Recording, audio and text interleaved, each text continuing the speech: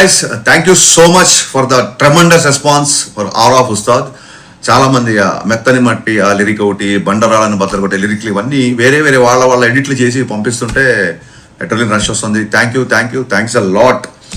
And ఒక friend అయితే ఏం చేశాడంటే పాట స్టార్ట్ అయిన దగ్గర నుంచి ఎప్పుడైతే రిథమ్ స్టార్ట్ అయిందో ఆ రిథమ్ స్టార్ట్ అయిన దగ్గర నుంచి ఒక పవన్ కళ్యాణ్ గారి ట్రాన్స్లోకి వెళ్ళిపోయాము అందరము. సో ఇంత ముందు సాంగ్కి మీరు డ్యాన్స్ బస్టర్ అని పెట్టారు కదా, దీనికి ట్రాన్స్ బస్టర్ అని పెట్టండి అన్నాడు. So that's a good idea.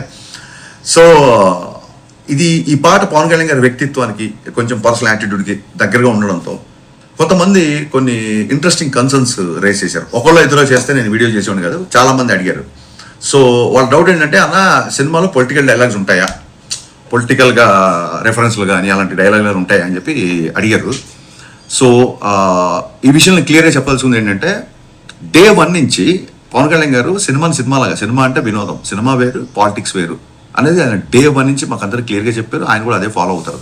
అందుకే చూడండి, సిద్ధాంతపరంగా విభేదాలు ఉన్నా సరే పవన్ కళ్యాణ్ గారు వకీల్ సాబ్లో కానీ ఓజీలో కానీ ప్రకాష్ రాజ్ గారితో యాక్ట్ చేశారు. ఎందుకు యాక్ట్ చేశారంటే ఆయన పాలసీ పరమైన పోరాటం తప్ప పర్సనల్ పరమైన పోరాటం, పర్సనల్ అటాకింగ్ ఆయన ఎప్పుడేం చేయడు. సో ఆయన డే 1 నుంచి క్లియర్గా చెప్పాడు, హరీష్ మన సినిమాలో ఒక డైలాగ్ కానీ, ఒక సన్నివేశం కానీ, లేదా ఒక రెఫరెన్స్ కానీ ఏ ఒక్క వ్యక్తి చిన్న పుచ్చుకల్లా చేసినా, ఏ ఒక్క వ్యక్తిని కొంచెం ఇరిటేట్ చేసినా, ఏ ఒక్క వ్యక్తి తప్పుగా ప్రొవోక్ చేసిన, the whole purpose of cinema అంటే వినోదం, the whole purpose of cinema will not be served, అలాంటివి చేయొద్దు అన్నారు. సో ఇప్పుడు గాజు డైలాగ్ ఉందంటే బ్రేక్ అయినా సరే అది పదునుగా ఉంటుంది, ఇంకా ఫైట్ చేస్తుంది అన్నట్టుగా మన హీరోకి ఎలివేషన్ ఉంటుంది తప్ప ఇంకోళ్ళని తక్కువ చేయడం కానీ, ఇంకోళ్ళ మీద సెటైర్లు కానీ, ఎటకారాలు కానీ లేవు, ఉండవు.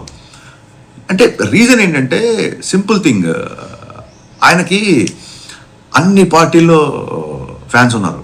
వాళ్ళు ఓట్లు ఎవరికి వేసినా సినిమా అంటే ఈయన దగ్గరికి వస్తారు.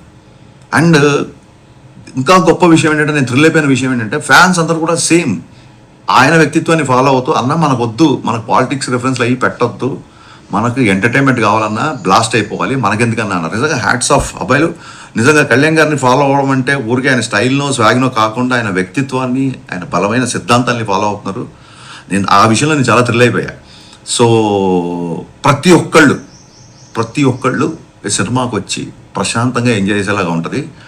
సో ఏ ఒక్క వ్యక్తినో, ఏ ఒక్క పార్టీనో, ఏ ఒక్క వర్గాన్నో చిన్నపుచ్చుకోలా కానీ, కించపరిచేలాగా కానీ, వెటకారపు ధోరణులు కానీ ఎక్కడా సినిమాలో ఉండదు. అందరూ కలిసి ఎంజాయ్ చేయాలని ఈ సినిమా యొక్క ముఖ్య ఉద్దేశం. సో గైస్, బట్ ఏమాట కామాట హీరో గారిని ఎలివేట్ చేసే డైలాగులు కానీ, ఆయన పర్ఫార్మెన్స్ కానీ బద్దలైపోతుంది.